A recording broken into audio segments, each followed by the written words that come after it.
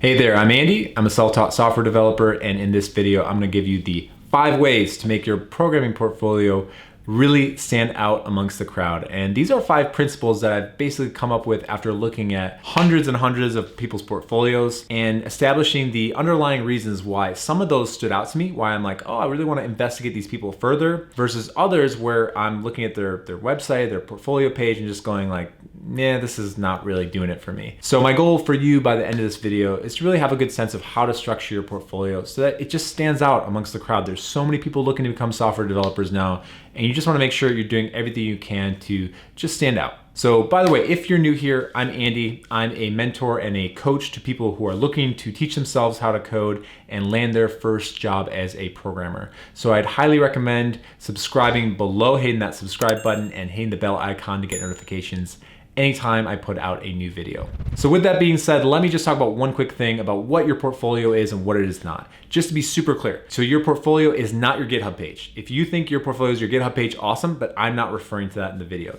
What I'm talking about is the section on your personal website where you are going to showcase your projects, right? So I consider that your portfolio, and that's what we'll be talking about here. So with that in mind, let's just get right to it. So principle number 1 of making your portfolio stand out is following the 6-second rule. So you have about 6 seconds when somebody comes onto your portfolio page to really figure out whether they want to stay or they want to leave and go do something else with their precious time, right? And this comes down to basically a few things. Number 1, is your site visually aesthetic? Or I should say aesthetically pleasing, right? Does it have the information that the person wants? And is it clear what the page or site is all about? So if I go to your portfolio page and it's not clear that this is your portfolio page, if there's a lot of distracting things, if it's just not clearly stated, if I don't know what's going on, I'm more likely to leave because I really am going there for one thing. I'm going there to check out what you have done as a programmer. And so you wanna make sure there's as little distraction as possible, that things are clearly stated, right? Like this is my programming portfolio.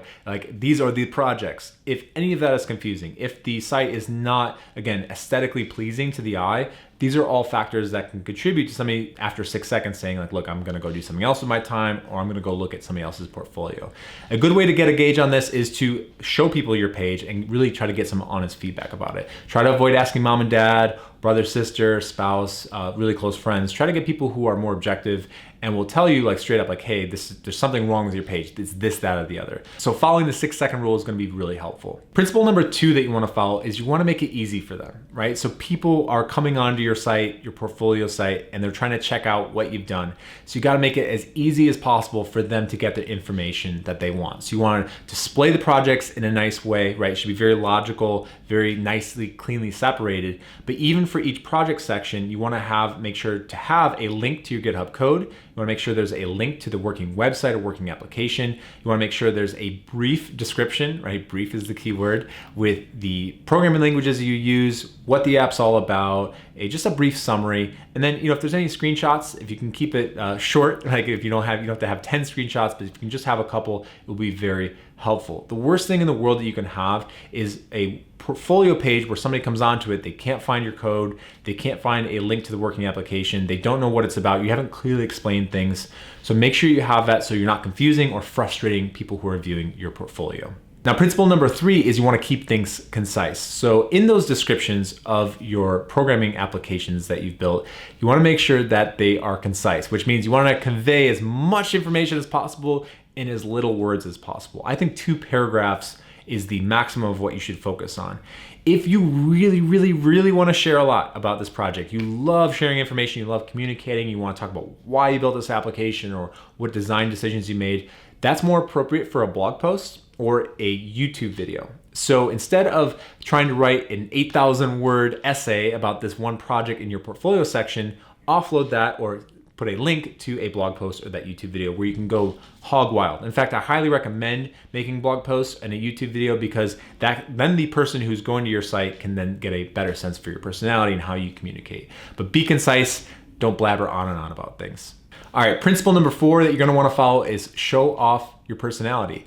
And this is really important. Companies nowadays are not hiring robots. They're not hiring automatons. They're not hiring a person to sit there at the computer like this, right? They're hiring people who they want to work with, who are a good culture fit. So you want to make sure that you're showing off your personality in a tasteful way.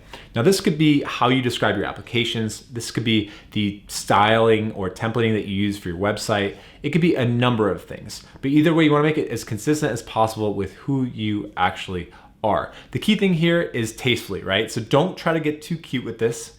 Right? My fear of telling you to show off your personality is that all of a sudden we're going to have this sort of like MySpace circa 2003 where you've got like GIFs and animations and banners and carousels. Like, you don't need all that. In fact, showing off your personality could be actually taking away. So it could be having a minimal site with very clean lines, very simple. But either way, show off your personality by what you say and how you style the site. Number 5, and this is really, really important, this wraps up everything here, is make sure everything is working. Do not overlook this. What I mean by everything is working is you do not want to have broken links. You do not want to have glaring bugs in the live websites or working applications that you're linking to. If there's any glaring bugs, that looks bad. And you just want to make sure there's no typos either. Like, any of these three things could contribute to somebody just being really turned off, right? Because if I go to your website and I want to go check out your GitHub page and it links to a 404 not found, it's like, is this person looking for a job still? Are they, do they care? Maybe they just don't have attention to detail. But either way, make sure everything's working. Go over it 5-6 times, have family and friends go through every link and every word on your website. So that way you don't have these mistakes. It's not an issue at all. Hey guys, so I really hope you enjoyed this video. These are my 5 principles on how to make your portfolio stand out. I highly recommend you use them so that way you're not making some mistakes I see people make. So go ahead and leave a like if you enjoyed the video.